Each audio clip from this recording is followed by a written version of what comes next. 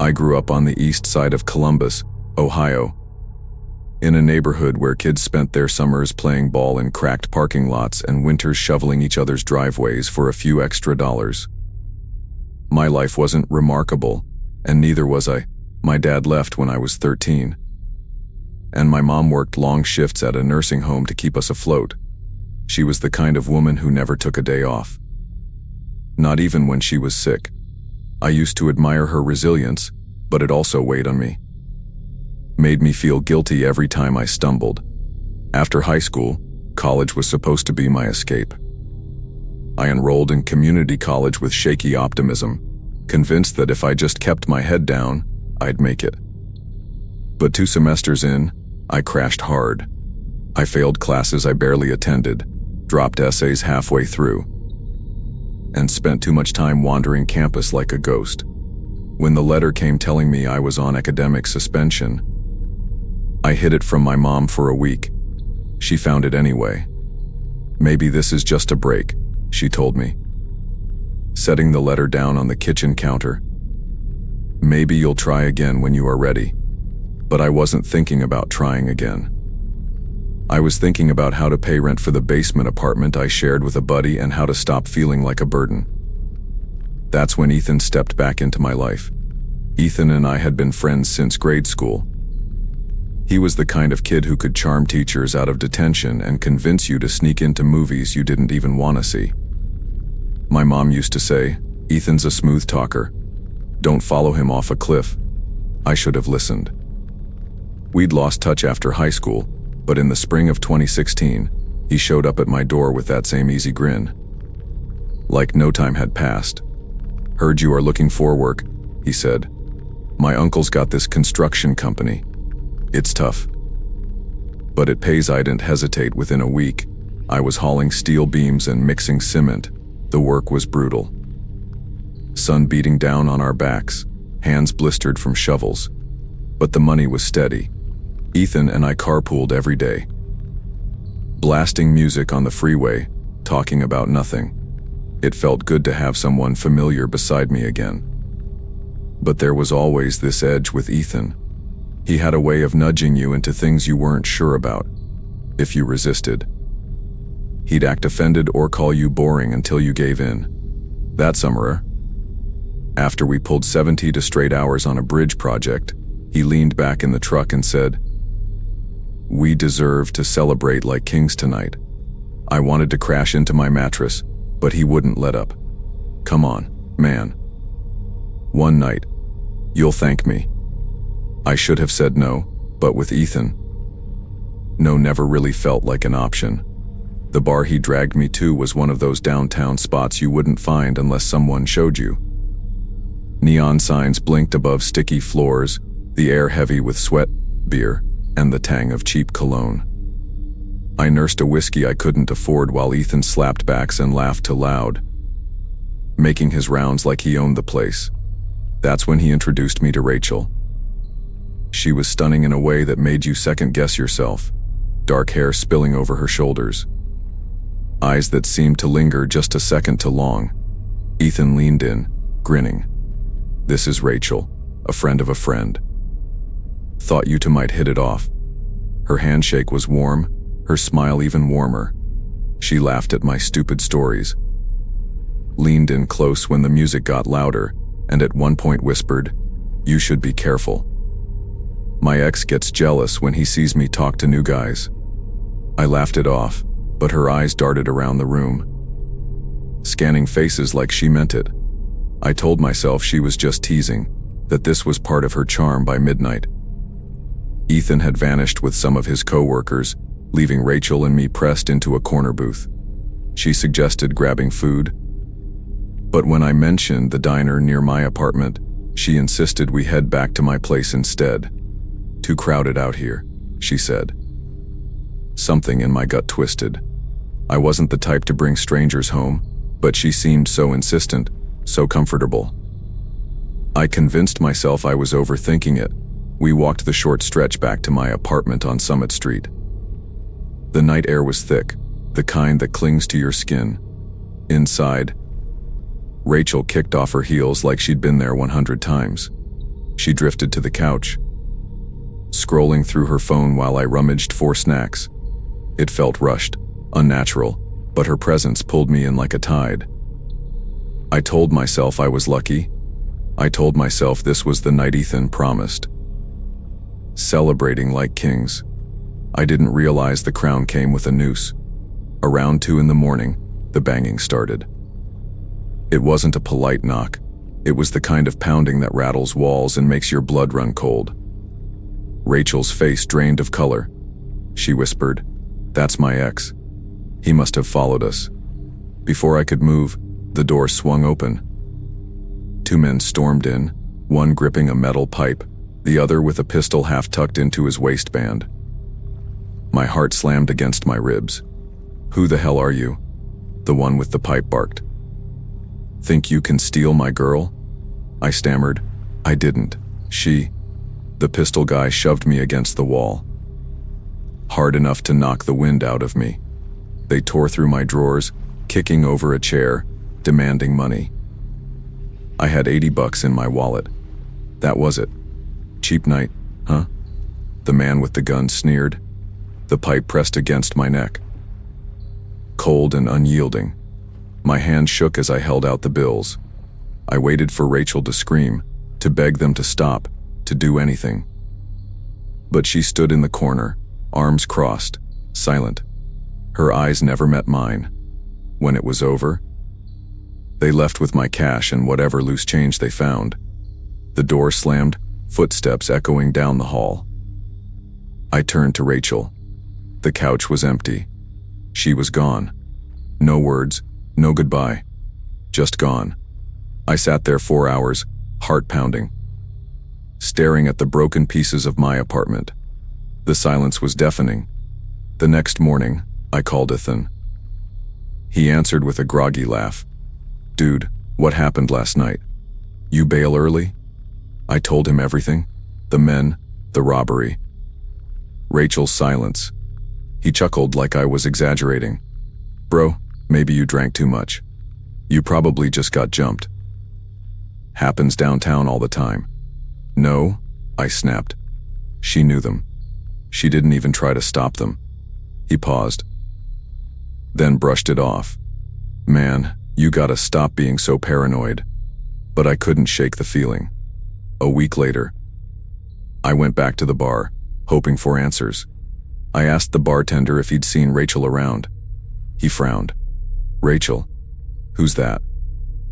"I've never seen her here." I described her, described the 2 guys. He shook his head. "Not ringing a bell." "Sorry." That's when the pieces clicked.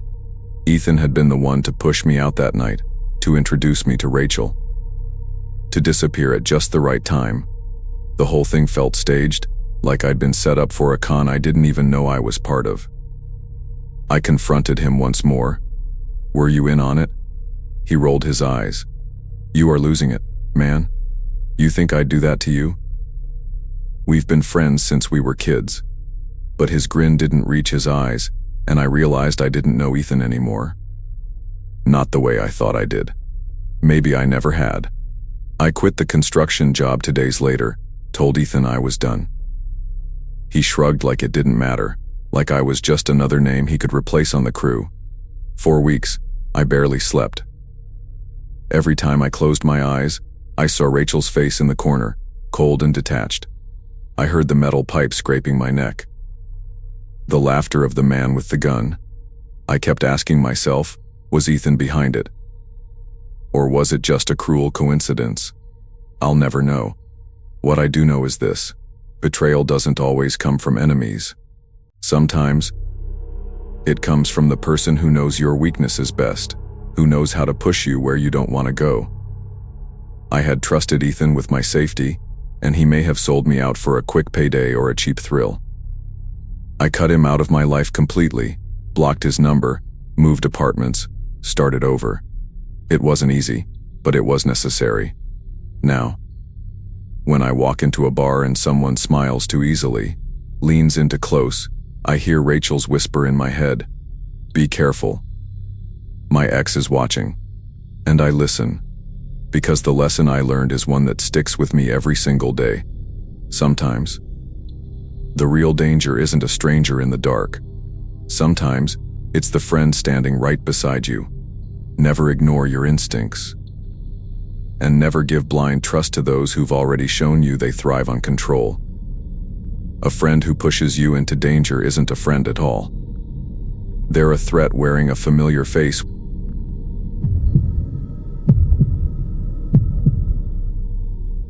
When I first moved to Chicago in 2018, I thought I'd finally found the version of myself I'd always been chasing. Back in my hometown in Indiana, I was the quiet kid. The one who stayed home on Friday nights while everyone else hit bonfires or football games. I liked books more than crowds. And that never changed. Graduate school in Chicago gave me purpose. I was knee-deep in American literature and tutoring freshman students at the university. On top of that, I worked part-time at a bookstore that smelled like paper dust and brewed coffee. A place where silence was an asset. I wasn't a party person, not then, not ever. But Taylor, he was my contradiction. We'd met during my undergrad years, assigned as lab partners in a general ed science class neither of us cared about. He was talkative, full of charm, the kind of guy who made strangers laugh within seconds. Where I leaned toward caution, he leaned toward chaos. He never accepted a no without needling you until you gave in. "Come on, man," he'd say. "Life's too short to be boring." By the fall of 2019, I was buried under graduate seminars and late bookstore shifts. I wanted quiet nights, coffee, and early sleep. Tyler wanted the opposite. That October, he called me 3 times in 1 week about a rooftop birthday party for a coworker of his named Melissa. "Come on," he teased over the phone. "You seriously gonna sit around grading essays while half the city's watching fireworks from a rooftop? I've got class in the morning," I muttered. "Bro, it's a Friday. No one cares. Free drinks, skyline views. Melissa's turning 21. It's gonna be legendary." That was Tiller's trick. He made you feel like you were missing history itself if you stayed home. And I was tired of being the guy who always said no, tired of feeling like the world was spinning without me. Against my better judgment, I told him I'd go. The warehouse on West Fulton Street looked like it hadn't hosted life in years. Cracked windows, rusted loading docks, graffiti peeling off brick walls. The kind of place you'd cross the street to avoid after dark. "This is it?" I asked, staring at the hulking structure.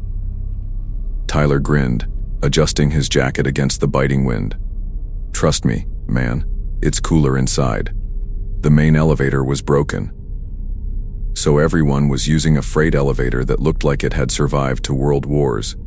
It rattled and groaned as we rose, metal screeching with every floor we passed. I pressed my hand against the wall, half joking, half serious. "If this thing drops, you are covering my funeral." Tyler just laughed. "Adds to the adventure." Right when the gate screeched open at the 23rd floor, we stepped into silence. Balloons still floated. Streamers hung crooked, and a banner screamed, "Happy 21, Melissa," in gold letters. But the tables were abandoned. Plates of half-eaten cakes had untouched, and someone's phone buzzed endlessly under a chair. A cold wave crept down my spine. "Where is everyone?" I asked. Tyler shrugged, grabbing a half-full cup from a table like it was no big deal. "Probably inside." "Chill, man." But something was wrong, and deep down, I already knew it.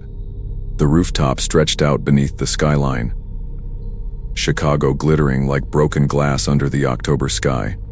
The wind whipped my jacket open, and I shivered as I scanned the space. Decorations fluttered, half-blown candles flickered in the dark. But the place felt abandoned, a party that had ended in a hurry. Then I noticed them, 3 pairs of shoes, lined neatly along the edge of the roof.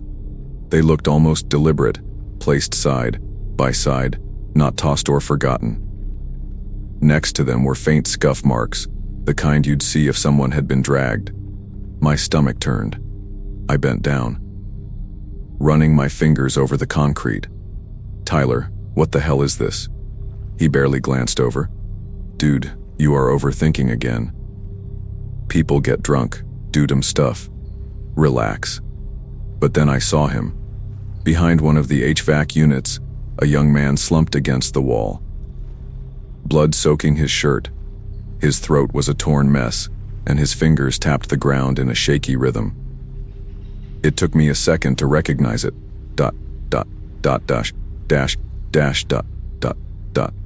SOS. My chest tightened. I dropped beside him. "Hey, stay with me." "What happened?" His lips trembled, voice broken. She pushed them. She pushed them all. The words barely left his mouth before his head sagged, eyes rolling back. I stumbled to my feet. Heart hammering. "Tyler, we need help, now." But before I could move, the heavy rooftop door slammed shut. The metallic clang echoed across the roof. I ran to it, yanking at the handle, but it was chained from the outside. The realization hit like ice water. We were trapped. I turned to Tyler, panic rising, but his face didn't mirror mine. He wasn't shocked, wasn't horrified. He smirked just slightly and muttered under his breath. "Guess it's starting." My whole body went cold. "What do you mean, starting?" That's when Melissa appeared. She stepped out from the shadows near the stairwell, her dress torn, makeup smeared across her face. In her hand was a hammer, streaked with blood. Her eyes were swollen from crying, but her voice was steady, sharp. "They laughed at me for years," she said. "Treated me like trash. Tonight, they finally understood what it feels like." The hammer gleamed under the rooftop lights. I couldn't move. The pieces clicked together. Melissa's birthday, the abandoned rooftop, the lined-up shoes, the injured man. This wasn't a party. It was a massacre. I turned to Tyler, desperate. "You knew about this?" He didn't answer. His silence was worse than words. Melissa pointed the hammer at me. "Don't worry. You are not on my list. Tyler brought you as a witness. He thought you should see what real payback looks like." My knees locked. "Witness? Tyler? What the hell is she talking about?" Melissa's eyes darted toward the bleeding man, who was still twitching on the ground. She raised the hammer and brought it down with a sickening crack. His body stilled. I screamed, lurching forward. But Tyler grabbed my arm. "Don't," he hissed. I jerked away, staring at him in disbelief. "You brought me here to watch this. Are you insane?" His lips pressed tight. No explanation, no remorse. Melissa stepped closer, the hammer dripping. "You see now? This city chews people up, spits them out, laughs in their faces. I am just giving them a taste of their own medicine." Her words echoed in my head, mingling with the whistle of the wind. It didn't matter if I believed her, if I pitied her. She was dangerous. And Tiller, my friend, had dragged me straight into her revenge. Sirens wailed below, faint but growing louder. Someone had called the cops. Maybe a neighbor had heard screams. Maybe one of Melissa's victims had gotten a message out. Melissa tilted her head, almost smiling. Too late for them. She moved toward me, hammer raised. I stumbled backward, grabbing the first thing I could find, a broken chair leg lying near the table. My hand shook as I raised it like a weapon.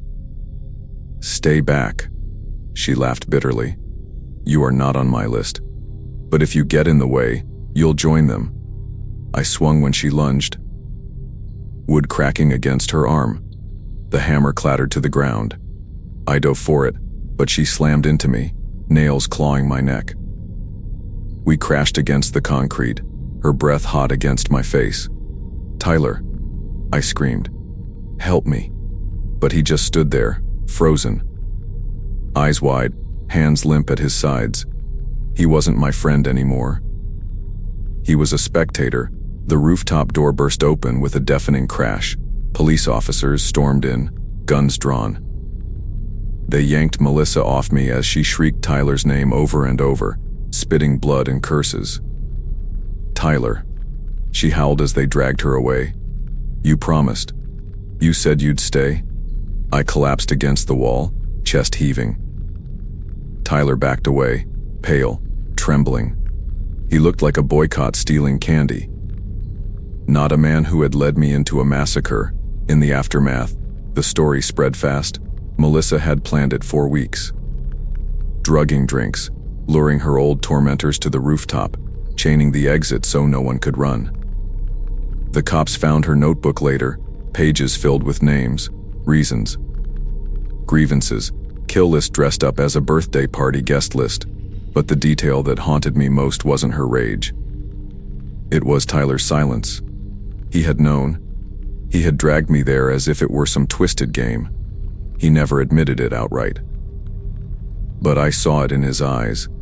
He wanted me to witness something unforgettable, to share in the chaos. Maybe even to validate his own sick fascination. We never spoke again. I blocked his number, dropped the bookstore job, and moved out of Chicago within months. But some nights, when the wind rattles my windows, I see those 3 pairs of shoes lined up along the edge. I hear the pounding of the rooftop door. I feel Tyler's silence like a blade between my ribs. Trust is fragile. It can be shattered without a word, without even an action. Sometimes, it's shattered by what someone doesn't do. The lesson I carry is simple but permanent. Betrayal doesn't always come in the form of enemies. Sometimes, it's your friend standing beside you, smiling while you are pushed toward the edge. Never ignore the quiet unease in your gut. A true friend protects you from danger. A false one walks you straight into it.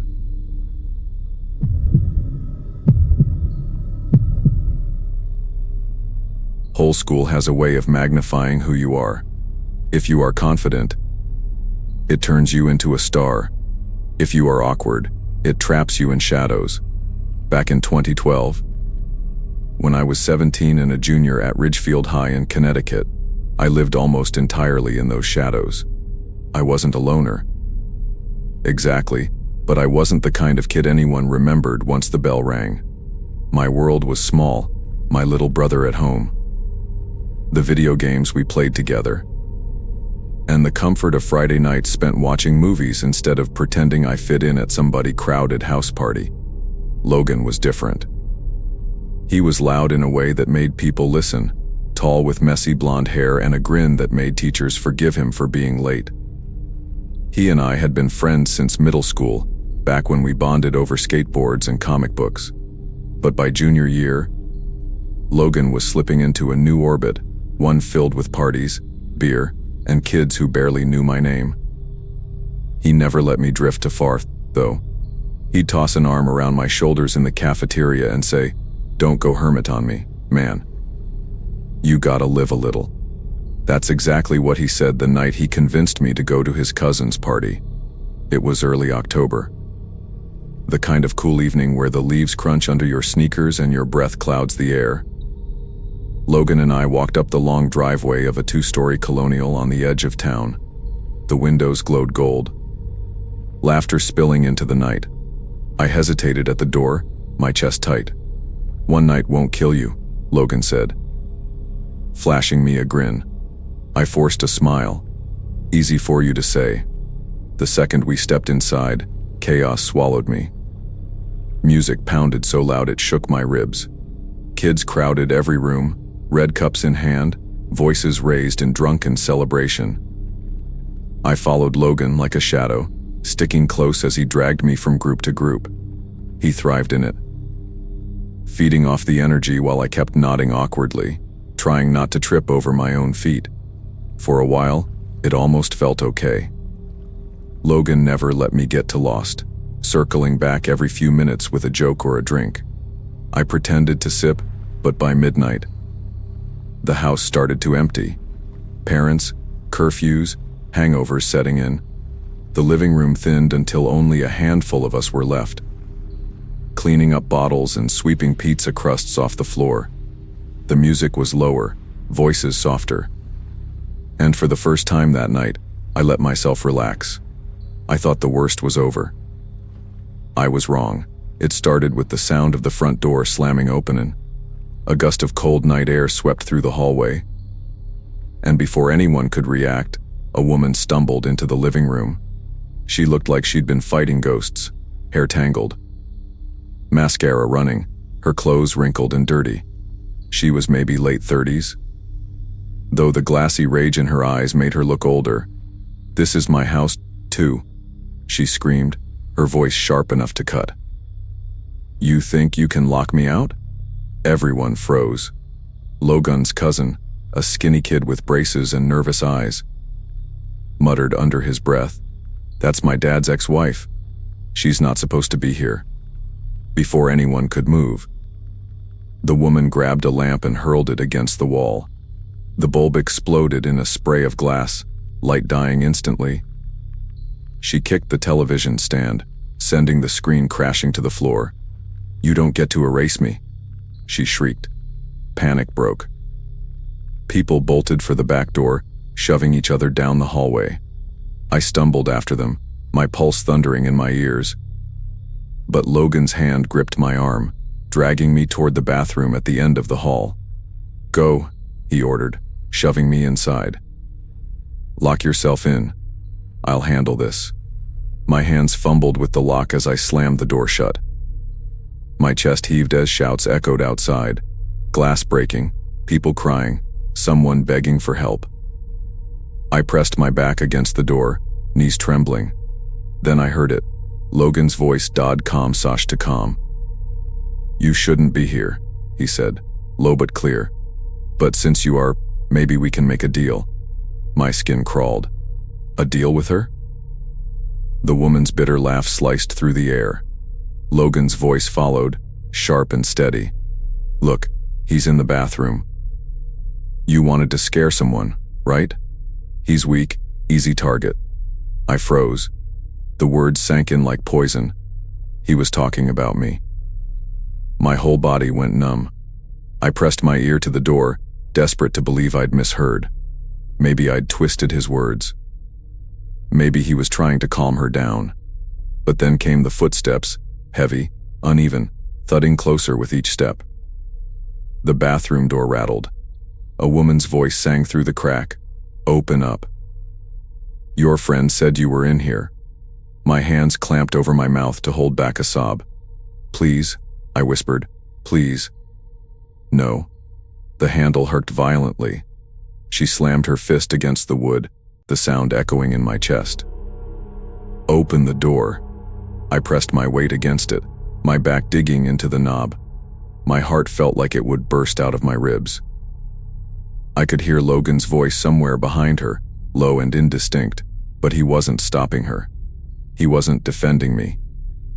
He was feeding her. The chaos outside grew louder, sirens wailing in the distance, the stomp of boots against the porch. The woman cursed and pounded once more before footsteps retreated down the hall. Shouting followed. Then the muffled sounds of a struggle. I stayed frozen, breath ragged, until a sharp knock hit the bathroom door. A man's voice. "Police. You can come out now. It's safe." I didn't move. I couldn't. My body had turned to stone.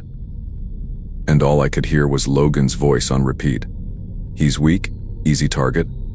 When I finally stepped out, the living room looked like a war zone. The television lay shattered on the floor, chairs overturned. Broken glass glinting in the carpet. 2 officers had the woman pinned against the wall, handcuffing her as she cursed and kicked. Logan stood near the couch, his face pale but unreadable, arms crossed like he was watching a movie. "You okay, kid?" one of the officers asked me. I nodded shakily, though nothing felt okay. My eyes darted to Logan, waiting for some explanation, some apology, but he only shrugged like we'd both just been unlucky bystanders. Later, outside, When the police cars pulled away, I cornered him by the driveway.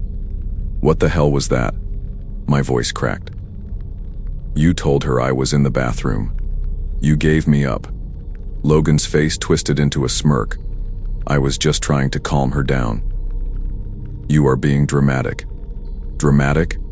I spat. "She was going to come after me because of you?" He rolled his eyes. "And she didn't." "You are fine. Don't make this bigger than it was." I stared at him, searching for guilt, for shame, for any crack in his mask. There was nothing, just that casual dismissal, as if my fear was an exaggeration. As if my life hadn't been hanging on the turn of a lock. That was the moment something broke. I never went to another party after that. I never answered another one of Logan's calls. He tried a few times in the weeks that followed, sending texts with jokes, acting like nothing had happened. But I couldn't unhear his voice, calm and casual, offering me up like a bargaining chip. At school, he carried on as usual.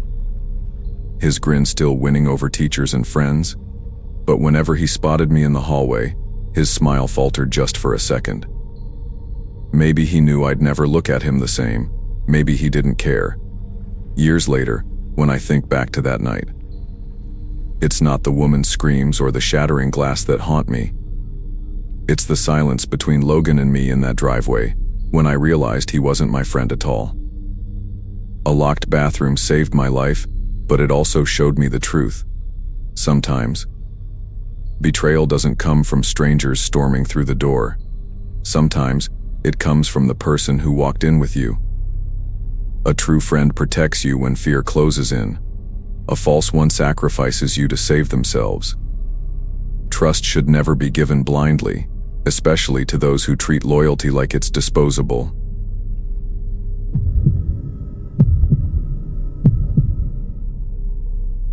When I think back on college, most of my memories come tinted with a warm glow. Late nights at diners, study sessions that turned into laughter fits, road trips on barely any gas money. But every glow has its shadows, and for me, the darkest one falls on a cabin in the Smoky Mountains. In August 2018, we were heading into our senior year. And the trip was supposed to be a send off for Amber, who was getting married in the fall. She was the responsible one. The type who carried band aids in her purse and remembered everyone's birthdays. This was her chance to let loose before tying the knot. The cabin perched high on a ridge, surrounded by pines that whispered in the wind. The gravel road that led up to it twisted like a snake, so narrow you held your breath when another car passed. When we reached the top, it felt like we had left the world behind. No streetlights, no neighbors. Just us and the wilderness pressing in from every side. I'd been friends with Olivia since middle school. We were opposites. Me cautious, her bold to the point of reckless. She had this way of turning everything into a competition. Like life itself was a scoreboard she had to dominate. It could be annoying, but it also made her magnetic. People wanted to be around her, even when her edges cut too close that night after dinner. As twilight folded the mountains in blue shadow, someone suggested a drinking game. I don't remember who, it didn't matter. What mattered was the way Olivia's eyes lit up. "Finally, something worth doing," she said, practically bouncing in her seat. We circled around the living room, bottles lined upon the coffee table. At first, it felt light-hearted, shots chased with soda, laughter echoing off the log walls, music buzzing from someone's Bluetooth speaker, but even then, I could sense the shift. Olivia wasn't drinking to have fun, she was drinking to win. The rules didn't stay simple for long. Every round, Olivia pushed harder. "2 shots this time," she said, grinning, her voice already inged with that familiar edge. When someone hesitated, she leaned in, her tone sharp. "Come on, don't be weak. What's the point of playing if you are gonna quit halfway?" People laughed nervously, clinking cups to keep the mood alive. But I saw the way Amber's smile faltered, the way her hands twisted in her lap. I leaned close and whispered, "She's gonna make herself sick. We should stop this." Olivia heard me. Of course, Bast, she did. She had a sixth sense for challenges. Her eyes narrowed, and before I could explain, she shoved Amber lightly, but with a sting. "You think you are better than me?" she snapped. "You think I can't handle it?" The room fell quiet. The music kept playing. Tinny against the silence, but the easy vibe was gone. Every laugh felt forced, every cheer was tinged with unease. Olivia wasn't playing anymore. She was proving something, though none of us knew exactly what. She downed another shot. Then another, her cheeks flushed, her words slipping, but her eyes fixed like daggers. We begged her to stop. "Olivia, enough." "You are going too far," I said, my voice firm for once. She sneered. "If none of you can keep up, maybe I need new friends." Amber looked like she wanted to disappear. The rest of us sat frozen, unsure whether to push back or let her burn herself out. And in that hesitation, we all failed her. It happened fast. Like a candle burning down to the stub and snuffing itself out. One moment, Olivia was raising her glass again, her hand shaking as she shouted for another round. The next, she collapsed onto the rug, her body convulsing. Panic tore through us. Amber screamed her name, shaking her shoulders, while someone fumbled with a phone, trying to call 911. Service was terrible. Bars flickered in and out, each failed attempt heavier than the last. My own hands shook so badly I could barely type in the cabin's address. Come on, I muttered, staring at the screen like sheer willpower could force a connection. When a dispatcher finally answered, the words tumbled out of me in a rush. "Our friend, she's not breathing right. She's having seizures. We need help. Now." The dispatcher's calm voice felt surreal against the chaos in the room. She guided us through chest compressions, told us to keep her on her side, but Olivia's face was turning gray, her breath shallow and ragged. While I pressed against her chest, counting out compressions with my trembling hands, I glanced around the room. Every face was pale, eyes wide, guilt etched into their features. None of us had stopped her. None of us had been brave enough. And then Amber broke through tears. She whispered, "She made me bring the extra bottles. She said if I didn't, she'd tell everyone about my abortion last year." The words hung heavy in the air, heavier than the sound of Olivia's gasping. That was the moment I understood. This wasn't just about drinking.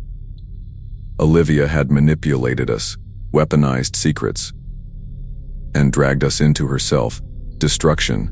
The paramedics arrived what felt like hours later, boots pounding up the cabin stairs, equipment clattering as they rushed to her side. We scrambled back, giving them space, our bodies pressed against the log walls. I watched them work. Oxygen mask, IV lines, urgent commands. Their precision made our panic look pitiful.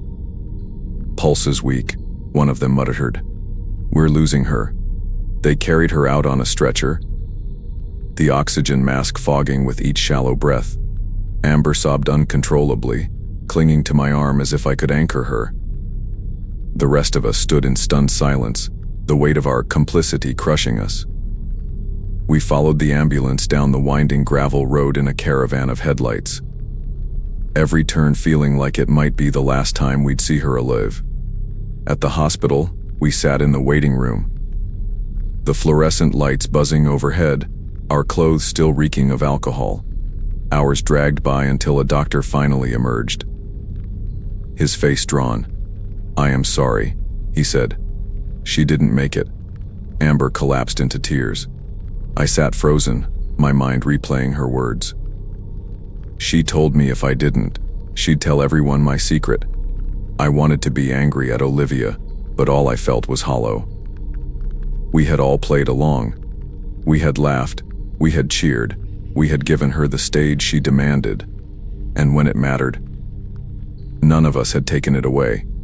The weeks after blurred together, funeral arrangements, whispered rumors on campus, the quiet way people avoided saying Olivia's name. I avoided mirrors because I couldn't stand the reflection of someone who had stood by while a friend spiraled into oblivion.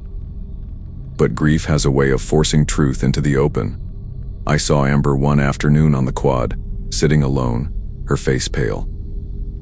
She didn't look at me when she spoke. She wasn't my friend, she said flatly. She just knew how to hurt people until they gave her what she wanted. Her words hit harder than the funeral sermon.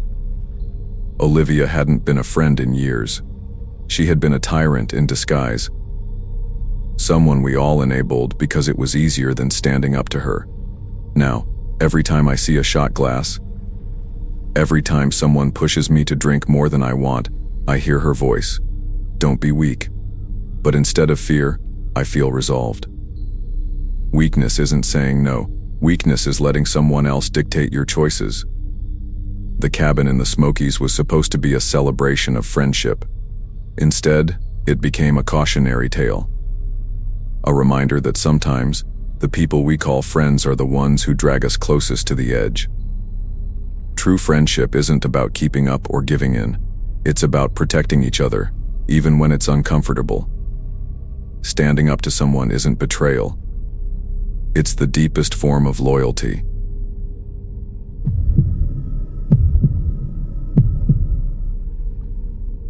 When I packed up my life and moved to Portland in March of 2021, I thought I was starting fresh. New city, new job, new version of myself. I had just turned 26. Still carrying the weight of failed relationships and a family that lived 3 states away. Portland seemed like the kind of place where people reinvented themselves. And I was ready to try. The marketing job wasn't glamorous. Long hours staring at campaign reports, too many Zoom calls, and a boss who thought every idea had to be bigger, flashy, bolder. I kept my head down, grateful just to be employed. Still, those first weeks were lonely. I didn't know anyone outside the office, and after work, I went home to my one Bargone apartment, where the silence wrapped around me like a heavy coat. That's when Natalie appeared. She was the quiet one in the office. The person people forgot was there until she spoke up in meetings with some small, thoughtful comment. At first, she seemed harmless. She'd linger by my desk during lunch, asking about my weekend, my family. The little things no one else cared to notice. I welcomed it. Her listening made me feel less like a stranger in a city full of strangers. Our first coffee outing felt natural. She listened while I vented about deadlines, nodded when I admitted how much I missed home. I know the feeling, she said softly. It's hard being new. That empathy drew me in, but what began as comfort slowly grew heavier. She started showing up in places I hadn't invited her, waiting outside the grocery store. Coincidentally, walking into the same yoga class I'd signed up for, browsing in the bookstore I loved on weekends. At first, I laughed it off. Do you have a tracker on me or something? I teased. She just smiled. Maybe I just know where you'll be? I told myself it was a joke, but the words lodged in the back of my mind. Waiting for the moment they'd feel like a warning, it was the little things that changed first. A new jacket I bought one week would show up on her the next. I wore a particular shade of lipstick to work.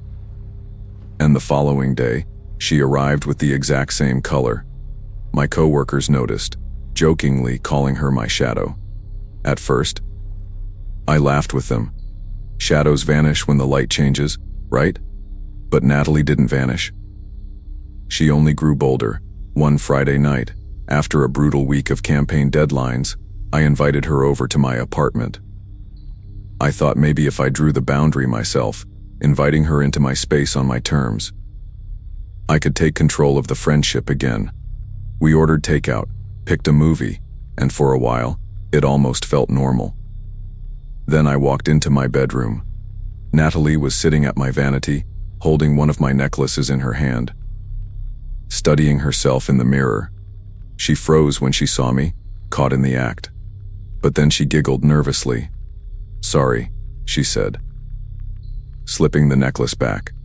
"I just wanted to see what it felt like to be you for a second." Her words didn't sound like a joke. They lingered in the air long after she left that night. To be me.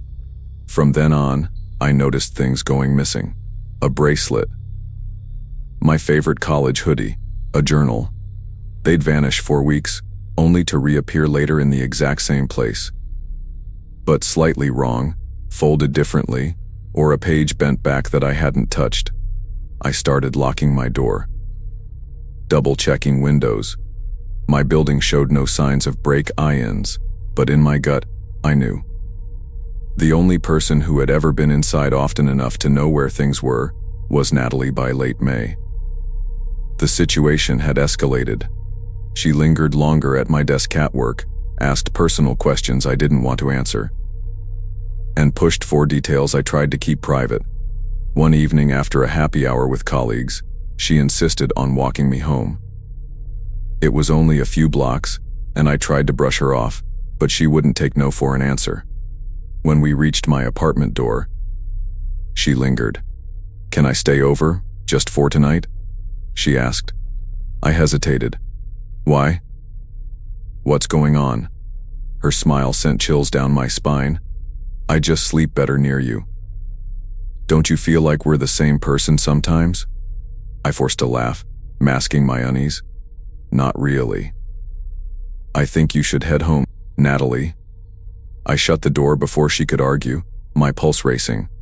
That night, as I drifted towards sleep, a sound snapped me awake. A faint creak. My bedroom door, already closed, was inching open. I froze. My breath caught in my throat. In the dark hallway stood a figure, still, watching. My voice cracked as I whispered, "Natalie." The figure didn't move. Panic surged through me. I scrambled for my phone and dialed 911. My hands trembling by the time police arrived, the figure was gone. The balcony door was unlocked from the inside. My neighbor swore later she had seen Natalie standing outside my window that evening, just watching. That was the night I realized this wasn't about coincidence anymore. It was obsession. I bought a cheap security camera the next day, just to calm my nerves. But what it captured only confirmed my fears. The footage showed Natalie entering my apartment with a copy of my keys. I watched in horror as she wandered through my rooms, touching my things, flipping through my books, sitting at my desk like she lived there. The most chilling clip showed her lying on my bed, her eyes closed, her head resting on my pillow. When I confronted her at work, my voice shook. "You've been in my apartment. You stole my things. You need to stay away from me." She didn't deny it. She just tilted her head, her expression oddly serene. "You make such a perfect life," she said softly. "I only wanted to borrow it for a while. Borrow it." Like my life was something she could check out of a library. R got involved, but the company's response was tepid. Restraining orders were complicated, and Natalie insisted it was all a misunderstanding. I didn't feel safe waiting for the system to catch up. I broke my lease that week and moved in with 2 coworkers until I could find another place. Cutting her off wasn't as clean as I wanted it to be. I still felt her presence everywhere, passing reflections in windows. Footsteps behind me on quiet streets, the nagging fear that my phone or email had been hacked. Even after I changed locks and numbers, I couldn't shake the paranoia. It's been years since I left that apartment. But the experience carved itself into me. I still live in Portland, but I don't tell new acquaintances where. I've become private. Cautious. People call it guardedness. I call it survival. Every so often, I'll catch my reflection in a store window or a bathroom mirror, and, for a split second, I expect to see her standing behind me. Wearing the same clothes, the same jewelry, the same smile. The truth is, Natalie never really left, not in my mind. She became the shadow I can't shake, the reminder of how quickly a friendship can turn into something darker, something invasive. I've learned that loneliness can make you accept company without questioning intentions.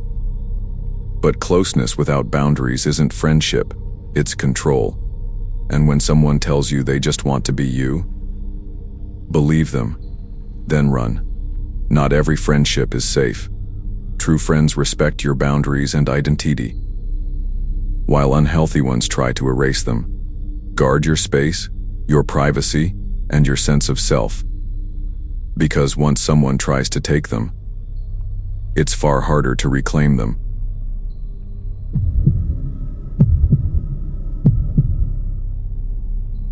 Spore of 2020 should have been about fresh starts, but instead, I found myself sitting alone in my one-bear-seat apartment in Raleigh, North Carolina, staring at walls that felt closer every day.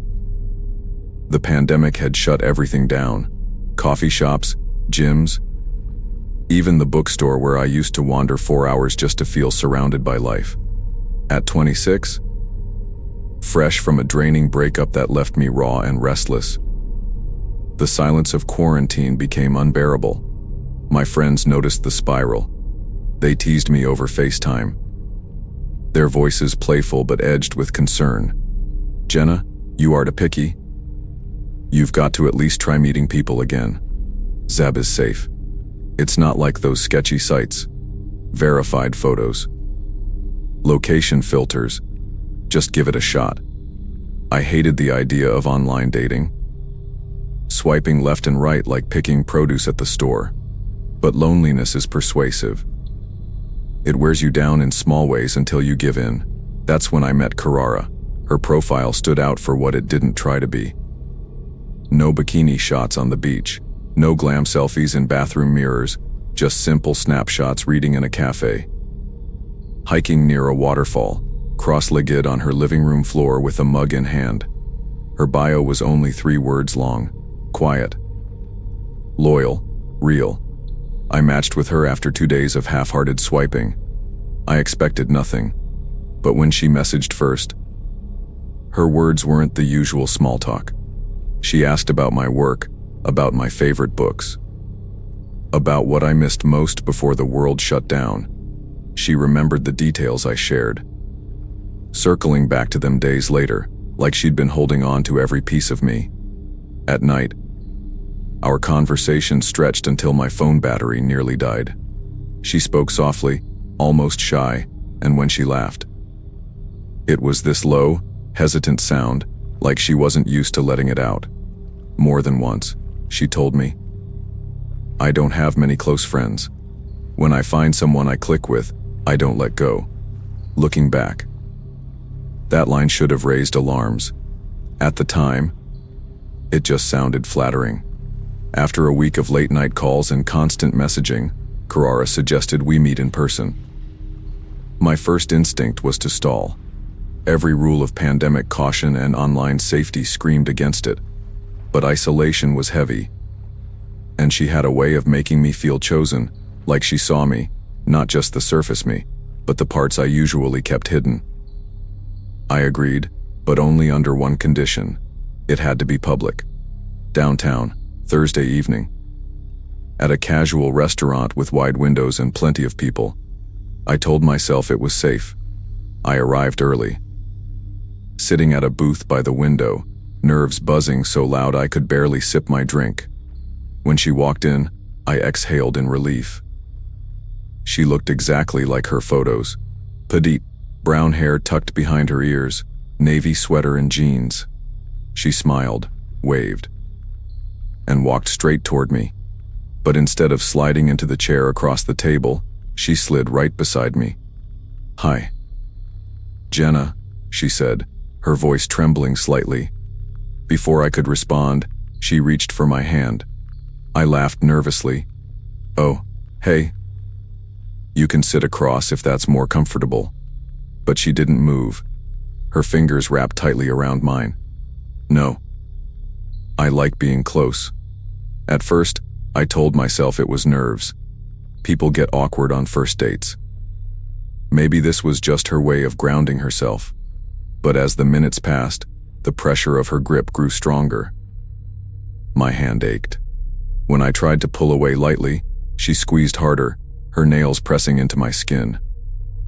"Squeeze back," she whispered. Suddenly, "What?" "Squeeze my hand harder. Let's see how much you can take." She smiled faintly. But her eyes didn't match. They were calm, too calm. I forced a laugh. "You are gonna break my fingers if we keep this up." Her smile slipped away. Her grip tightened until pain shot up my wrist. "Do it. I want to know how much pressure it takes to break bones." I froze. The restaurant around me blurred into background noise. The chatter of strangers, the clinking of silverware. All I could focus on was her hand crushing mine, her voice casual. As if she were asking about the weather. I tried to joke again, my voice shaky.